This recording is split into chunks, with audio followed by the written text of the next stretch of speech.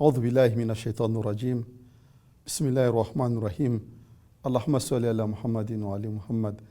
Assalamu alaikum ya Abdullah. Salut à tous les opprimés du monde. Salut à toi, ô Hussein. Salut à vous, ô martyrs de Karbala. Chers fidèles téléspectateurs, soyez les bienvenus sur notre émission Hussein chez nous pour cette année 2024. Nous allons suivre une série des émissions avec plusieurs invités. Aujourd'hui, nous avons l'honneur de recevoir Cheikh Kassim Moulamba, avec qui nous sommes sur ce plateau. Cheikh, salam alaikum wa rahmatullahi wa barakatuh. Wa alaikum salam wa rahmatullahi wa barakatuh. Soyez le bienvenu sur notre plateau. Merci beaucoup. Et mes condoléances pour le martyr d'Imam Hussein. Moi également, je vous souhaite mes condoléances, ainsi qu'à tous nos téléspectateurs, Inch'Allah. Merci beaucoup. Pour bien continuer notre émission, nous allons demander la question à notre invité, à savoir quelle est la personnalité de l'imam Hussein alayhi salam. Comme vous le savez que le mois du Muharram et les 10 premiers jours où on célèbre Ashura sont consacrés à l'imam Hussein alayhi salam. Vous avez la parole. Merci beaucoup pour la question. Bismillahirrahmanirrahim. Alhamdulillahi Rabbil Alameen. Sallallahu alayka ya Sayyidi wa ya Mawlaya ya Aba Abdillah. Sallallahu alayka ya Sayyidi wa ya Mawlaya ya Rasulallah. Sallallahu alayka wa ala ali baytika al-mazlumin. Ya rahmatallahi al-wasi'ah wa ya bab al-najati al-ummah. Ya laytana wa ya laytana kunna ma'akum sadati فنفوز فوزا عظيما. إنا لله وإنا إليه راجعون. وسيعلم الذين ظلموا آل محمد أي منقلب ينقلبون ولعاقبة للمتقين. Une fois de plus, je vous remercie pour m'avoir reçu dans ce studio pour parler de l'imam Hussein alayhi salam. Nous présentons ici nos condoléances à notre cher prophète Muhammad sallallahu alayhi wa sallam. Ainsi, nous présentons les mêmes condoléances à l'imam Ali ibn Abi Talib alayhi salam. Nous présentons ces mêmes condoléances à la dame Fatima Zahra salamullah alayha. Nous présentons ces mêmes condoléances à l'imam Hassan al-Mujtaba alayhi salam. Nous présentons nos condoléances à tous nos imams, ainsi que à l'imam de notre temps, l'imam al-Mahdi, Anjalallahu Ta'ala Farajah Sharif. Et nous présentons mes condoléances à tous les musulmans du monde, à tous nos grands jurisconsultes et à tous les opprimés partout où ils se trouvent dans le monde. La venue du mois de Muharram, c'est la venue du mois de chagrin, la venue du mois de tristesse. C'est le mois pendant lequel les amoureux des Ahl al-Bayt alayhim salam renouvellent leur engagement avec l'imam Hussein alayhi salam, comme l'avaient fait les disciples de l'imam Hussein les jours de Karbala. Oui. De même aussi, imam Zayn Abidin aussi. Et également, oui. Les disciples de l'imam Hussein alayhi salam, les jours de Karbala, ils ont fait une quelconque déclaration à l'égard de l'imam Hussein alayhi salam dans cette situation très difficile-là. Oui. Ils ont dit ceci: Walau kutilna wa kuti'ina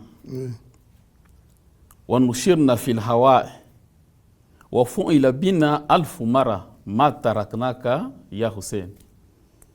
Ils ont dit à l'imam Hussein alayhi salam, ils ont dit, même si nous sommes tués, même si nous sommes décapités, et puis on prend les parties de nos corps, on jette ça par exemple au vent, et on fait de nous de cette manière là-bas 1000 fois. Nous n'allons jamais vous abandonner. Oui.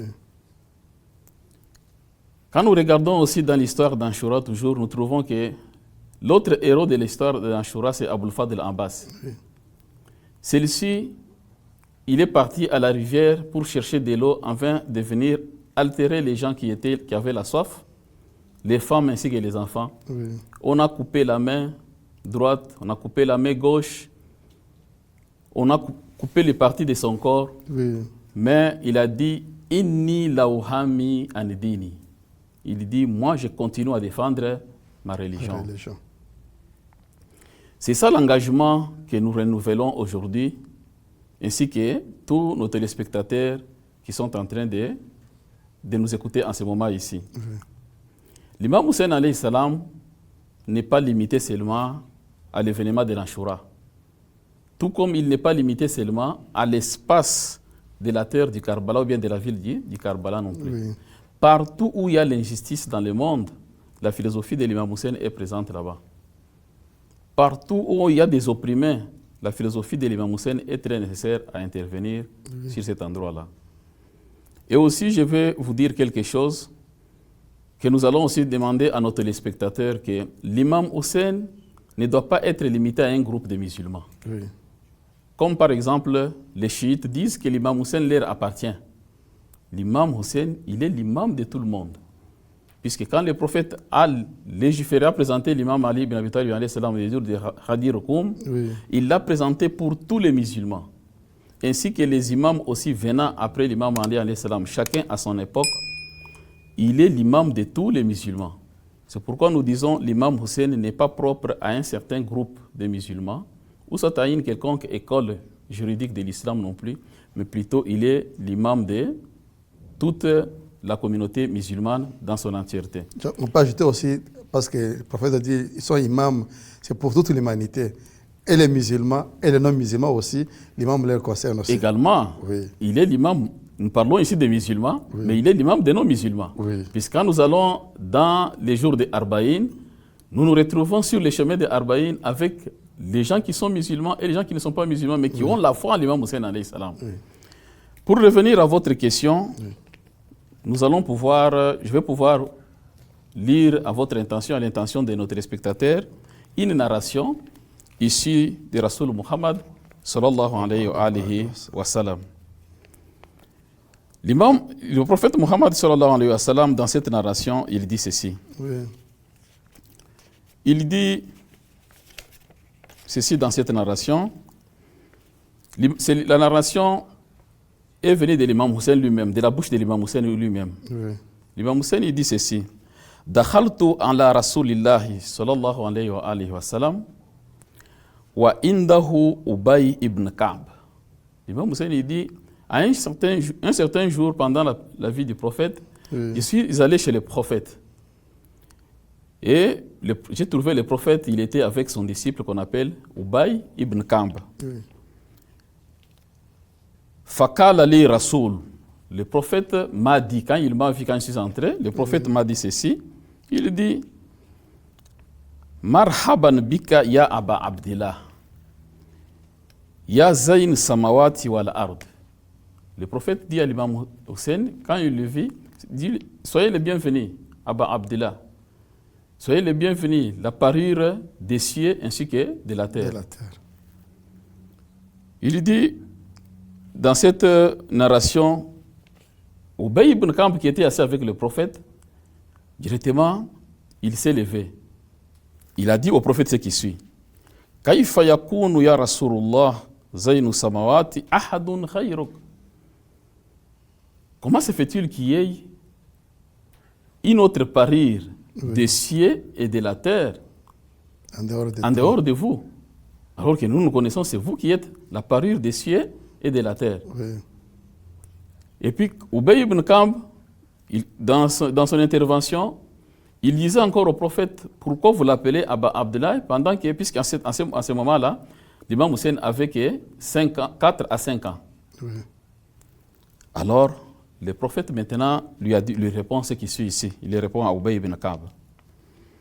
Il lui dit, l'imam Hussein dit ceci, Fakala Rasulullah, Ya Ubay, wallazi ba'athani bil haqqi nabiyan. Le prophète, il jure au nom de Dieu. Il dit, je jure par celui qui m'a envoyé en vérité en tant que prophète, en tant que messager. Wallazi ba'athani bil haqqi nabiyan. Innal Hussein ibn Ali alayhi salam fi sama'i akbar minhu fil ard. Le prophète, il répond à Ubay ibn Ka'b après avoir juré, il dit certes Al-Hussein, le fils de Ali ibn Abi Talib alayhi salam, par rapport aux habitants du ciel, il a une très grande considération. C'est une très grande personnalité. Il a une très grande valeur par rapport à la considération que les gens qui sont sur la terre l'octroient. Le prophète lui dit ça. Il continue, il dit ceci. Wa innahu la maktubun an yamini arshillah. Le prophète lui dit, et il est écrit sur le trône de Dieu, le côté droit du trône de Dieu, il est écrit ce qui se suit ici. En faveur de qui? En faveur de cet enfant de 4 à 5 ans que vous voyez entrer ici. Le prophète lui dit, il est écrit ceci sur les arches. Inna al-Husayna misbahul huda. Al-Hussein, il est la lampe qui éclaire, la lampe de guidance. Inna al-Husayna misbahul huda. Il continue, il dit wasafinatu an-najat. Al-Hussein alayhi salam, il est la lampe de la guidance, et il est les bateaux de sauvetage. Toutes les personnes, quand ils voyagent dans des grands bateaux, il y a à côté toujours des bateaux de sauvetage. Quand il y a quelque chose qui peut, quand il y a un accident qui peut parvenir au moment bateau. de naufrage, par exemple. Oui, quand il y a un cas de naufrage, il fallait toujours qu'il y ait des bateaux de sauvetage. Le prophète lui dit, Hussein, il est non seulement la lampe de la guidance, mais il est en même temps bateau de sauvetage. Oui. Ça, ce sont les qualités de l'imam Hussein alayhi salam qui sont écrites où? Du côté droit du trône de Dieu. Oui. Et puis le prophète il continue, il dit Innahu imamu khayrun. Il est un imam de bien. L'imam Hussein alayhi salam, il est un imam de bien. C'est écrit là-bas au trône de Dieu. Il continue, il dit Wa imamu ilmun. Donc c'est un imam doué de la science. Il dit Wa imamu baraka. Il est un imam de la bénédiction. Oui. Le prophète il continue, il dit Wa imamu nurun. Et puis il est un imam de la lumière. Tout ça c'est en faveur de qui? En faveur de l'imam Hussein, pour lequel nous sommes assis aujourd'hui devant ce plateau, en ce premier jour du mois de Muharram. Oui. Ce sont les qualités qui déterminent quoi? Qui déterminent la personnalité de l'imam Hussein alayhi salam. Que les téléspectateurs qui nous suivent aujourd'hui, qu'ils ne comprennent pas tout simplement l'imam Hussein alayhi salam comme étant petit-fils du prophète, non plus, mais c'est un imam qui contient toutes ces qualités ici, bien entendu pour tout celui qu'il a pris comme modèle de guidance après la vie du prophète Mohammed sallallahu alayhi wa sallam. Oui, merci beaucoup, chers fidèles téléspectateurs. Vous avez suivi ensemble avec moi la narration que vient de nous rapporter notre invité, où il a dit l'imam Hussein, il est la lumière de la guidance, il est aussi comme le bateau du sauvetage. Sur ce, vous allez regarder encore une fois de plus cette vidéo et puis nous allons revenir pour continuer avec notre émission. À bientôt. السلام عليك يا أبا عبد الله وعلى الأرواح التي حلت بفنائك عليك مني سلام الله أبدا ما بقيت وبقي الليل والنهار ولا جعله الله آخر العهد مني لزيارتكم. السلام على الحسين وعلى علي بن الحسين وعلى أولاد الحسين وعلى أصحاب الحسين. Nous voilà de retour aussi sur ce plateau pour continuer notre émission. Lors de la première partie de cette émission, notre invité nous a donné une narration venue de l'imam Hussein alayhi salam. Et nous allons continuer encore une fois de plus avec notre invité. Oui, cher, il y a encore une autre question. Vous pouvez nous dire quel est le rôle qu'a joué le saint prophète, que la paix de Dieu soit sur lui et sur sa sainte famille, le rôle joué aussi par l'imam Ali, l'imam Hassan et aussi l'imam Hussein alayhi salam. Vous avez la parole. Merci beaucoup une fois de plus pour la question. Mais bien avant que je puisse m'atteler à votre question, Oui, je voudrais signaler quelque chose qui m'est venu en tête oui, pour dire que l'imam Hussein, il est tout pour nous. Les musulmans, hommes et femmes, doivent savoir ça. Tout ce que nous avons, c'est grâce à l'imam Hussein alayhi salam.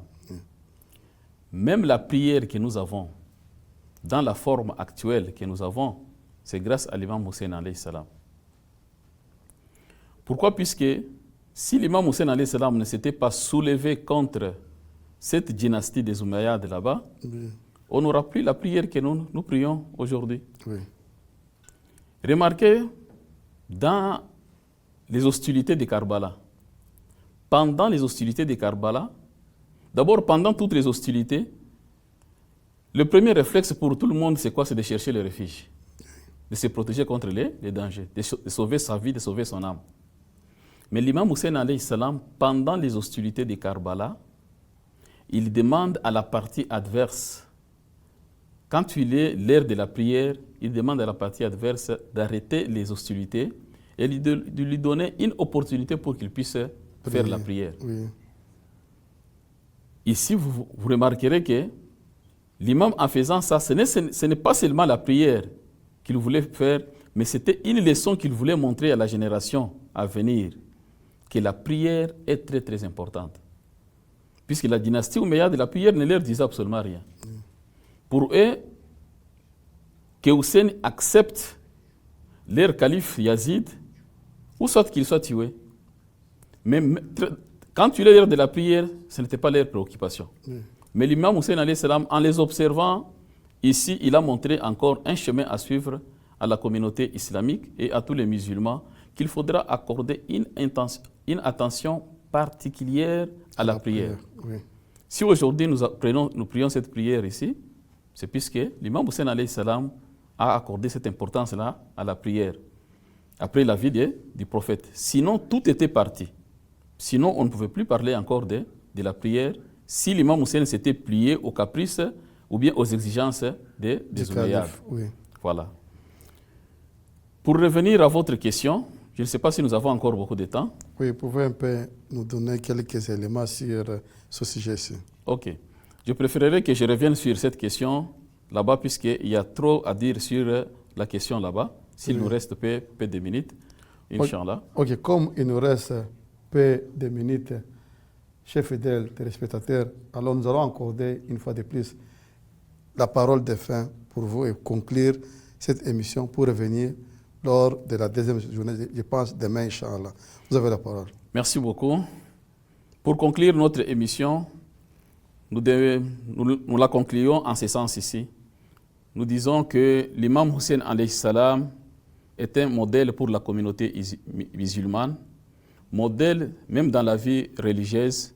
Nous sommes pendant le mois de Muharram, tout musulman, tout amoureux des Ahlul Bayt alayhi salam doit faire un effort d'aller assister là où les séances de deuil se tiennent en mémoire de l'imam Hussein alayhi salam. Ceci est une bénédiction. Dans ces milliers-là, dans ces assises-là, il y a des anges qui viennent que nous ne pouvons pas voir. Quand nous allons vers ces assises là-bas, allons-en avec une intention pure et accordons l'intention au discours qui se passe jusqu'à la fin des manifestations. Ceci étant fait, nous allons gagner les bénédictions. Pourquoi? Puisque dans ces séances, dans ces cérémonies-là, comme je venais de dire, il y a trop de bénédictions qui découlent de ces séances là-bas. Voilà les conseils que j'allais donner à nos téléspectateurs. Merci beaucoup. Merci beaucoup, cher. Qu'Allah puisse vous récompenser de ces bienfaits pour vos efforts accordés pour notre émission.